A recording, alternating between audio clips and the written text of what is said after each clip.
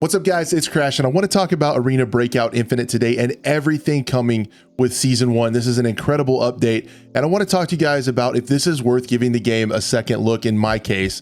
And I kind of want to talk to you guys through my thought process, everything that's coming with the season, and kind of where this game stands with me and my view on it. And I want to know down below where you guys are as well, because I really was kind of, hanging off to the side, kind of waiting on the bench, watching this game, watching some streams, not really playing it much for a couple different reasons. One, I was really trying to wait for it to come to Steam. I just didn't want another launcher. I know that's kind of a silly reason at some point, because other games like Tarkov and stuff have their own launchers and things like that. It's not that big of a deal to have another thing on your screen. I just wanted to keep things tidy. I don't know. I was kind of waiting for the Steam release. I was hoping that was coming with Season 1. I saw that it wasn't. I was going to kind of keep sitting it out and watching it from the sidelines. But when I saw this amount of content, it kind of made me want to put some time into the game and just kind of go ahead, bite the bullet, download the launcher and check it out. The other reason, as you guys have probably known, you can buy in-game currency. I made a video about it, talking about if it was pay to win, I would kind of consider it as such, but it's just such a gray area, and we'll get into it in just a little bit, that I don't know, man. It's really a great, because I don't think it affects the game very much. So it's kind of more on a principle type thing, but the game is really fun now and there's a bunch of content coming. Anyway, we'll get into it. I'll touch on it as we talk through this stuff. But anyway, what's coming with Season 1, the gameplay behind me is some of Season 1. It's the new weather system that you can see on the older farm map. There is a lot coming with this season. There's going to be new free seasonal weapon skins. I was able to see the battle pass, and I really do wish, we're going to talk about monetization. Is kind of going to be a theme throughout this video. I really wish that it was just the battle pass. Now, this is a free-to-play game. You can just download it, hop in, and get going. And you can obviously tell they have a big team working on it if they're able to do such a big update, because all the things we're going to talk about, they didn't even tout this really very much, is that it got a serious graphics overhaul. I know the game itself was a little bit blurry, especially with DLSS. I kind of turned off frame generation and stuff to see, and it was still a little fuzzy, but it really seems like they did a massive optimization patch, and they're not really talking about it too much, other than the minimum memory and GPU requirements have dropped down to 12 gigs of memory and 2 gigs of GPU memory. So you can almost run this thing on a dang potato at this point. Unreal Engine 4 pushed to the max is what it feels like, but it looks a lot better. Frame rates are really stable, and something they're not even talking about is the optimization. So you start to see they're really supporting this game. It's free. They have to make money somehow. I really wish that it could just be the battle pass and maybe a few skins. The other thing that's really nice about this that kind of breaks away from traditional monetization systems, if you're into immersion, and I know some people are, and I kind of find myself that way as well, there's not really going to be any crazy skins or things like that. It does stay grounded, kind of like Tarkov. There are some weapon skins, but they look kind of like spray can jobs or paint jobs that you would actually do. If camo was actually camo to help you stay concealed, not neon pink or anime uwu skins or anything like that. So that's another plus side to this game right now. But there is still the thing in the back of your mind that you can buy, like the rubles are called cones in this game, coins or something.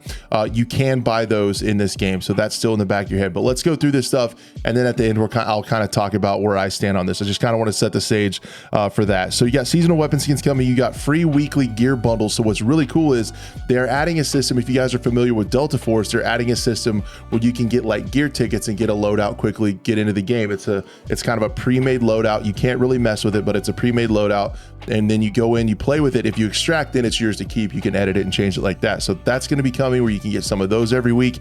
And then another thing that helps on the side of monetization debate is they're adding a free permanent reinforcement case. So as you guys know, I believe you could earn one in game, and I think you can still earn bigger ones in game, but you could also pay a subscription fee to get a permanent unlock case, get a secure container. That was also kind of a thing, right? A little bit of a weird thing to buy a subscription to an in-game secure container was a little weird. They are adding a free permanent reinforced case. So that's pretty cool. That's based on feedback, listening to the community. I think that's really awesome. Map stuff that's coming. There's a TV station, which is a new map. Armory is getting expanded. It was really small and tiny just around the Armory building. It's getting expanded out to a much larger size map. Farm is getting weather systems, and then you have the valley map is going to be in there as well. So you're going to have 4 maps and some different weather with fog and rain. Again, you're seeing the storm event behind me. With season 1, there's going to be 8 new weapons that you'll be able to purchase, including I think I got gameplay up with the Vector. This is a 45, so you get the 9 and the 45 Vector.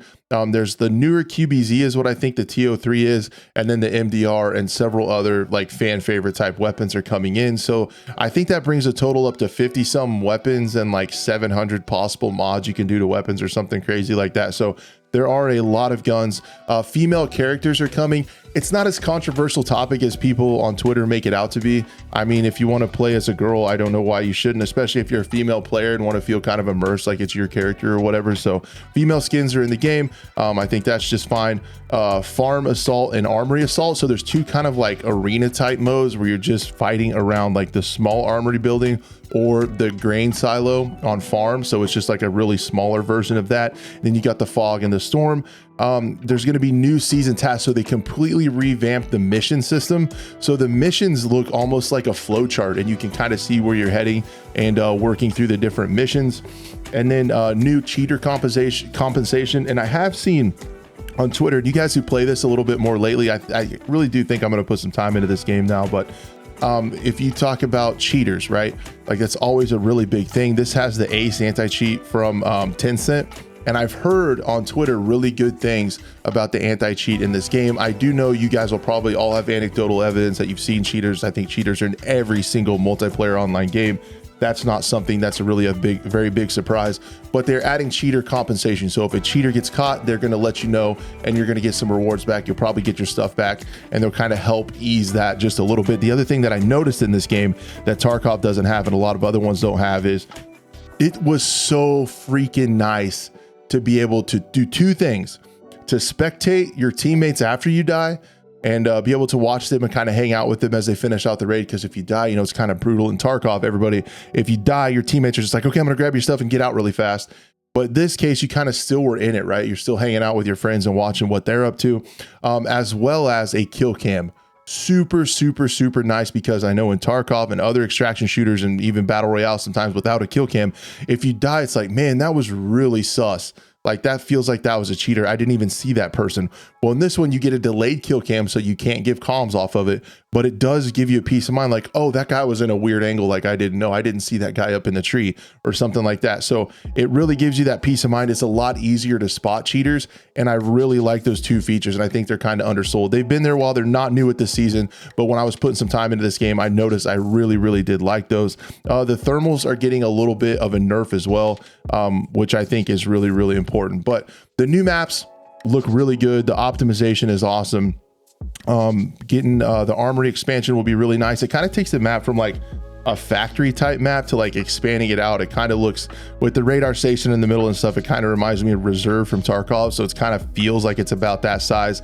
And then when we're talking the TV station map, it feels like labs, man. It feels like close quarters, in your face. You're in a singular building. It feels kind of wild. A couple other ones that are coming, another weapon that I did see, which is pretty cool, is the H416. So the HK416 is coming too. That's a fan favorite from Tarkov. The assault modes I talked about, the quick kits are really cool. I like those a lot. You can hop in, you can get a really quick kit. If you survive, you get to keep it. That stuff is really awesome. And then I just feel like they really almost shadowed, maybe they'll talk about it in the lead up to season 1, but I feel like they kind of just shadow dropped the optimization, because it is really noticeable how much cleaner the game looks and how much better it runs and how much more stable the frame rates are. So I was pretty impressed with that. There's a whole bunch of different things coming in regards to balancing changes with the FAL and some other weapons and stuff like that. I don't really want to get into those. I don't feel qualified to speak on the balancing changes, as I haven't put a ton of time into this game. So all is that to say, guys, where do we stand on this game? Like, I want to kind of frame the whole big picture on, do you play this game or not? Because honestly, man, if they took away being able to purchase in-game currency with real world money, I would be all about this game. I would be incredibly happy to pay for a secure container. I would be happy to pay for the premium battle pass to get some new skins and support the game that I'm putting time into. I am a little bit frustrated that you can buy the in-game currency, because if you talk about a pay to win in a first person shooter extraction game, it is surviving. and you're going to have a higher chance of surviving, which is the win condition, if you run top tier gear. If you have more money by getting out your credit card, you can run top tier gear more often. So that's how people are getting to the pay to win thing. There is an argument where it's pay to lose too, because if you're going to pay real world money, you're eventually going to die and lose that stuff that you paid real hard earned cash for, and you're going to lose it. So it's almost also, you could kind of make the argument that it's pay to lose, but I feel like there is enough stuff in this game that, to me, I think I might put some time into this. I will continue to speak out against the pay to win condition, but it's so minor. They've put things in to mitigate the pay to win type conditions in this. There's a limit on the amount of coin you can buy. There's a bunch of ways. There's a ton of really easy missions to earn enough. I have a good friend of the channel, This Just In, over on Twitch. He's played this game a fair amount. He's never purchased any money in game. He played a fair amount over the season, and he has like 40 million coin. Like, he's never going to have to worry about having coin, and he's never bought any. So I think if you get good at the game and all that stuff, you can really mitigate the pay to win stuff. And it's more of an annoyance. It's not really, there's really nothing in the game that you don't have access to for playing for free, if I'm saying that right. And it's just an annoyance. It's something I don't like.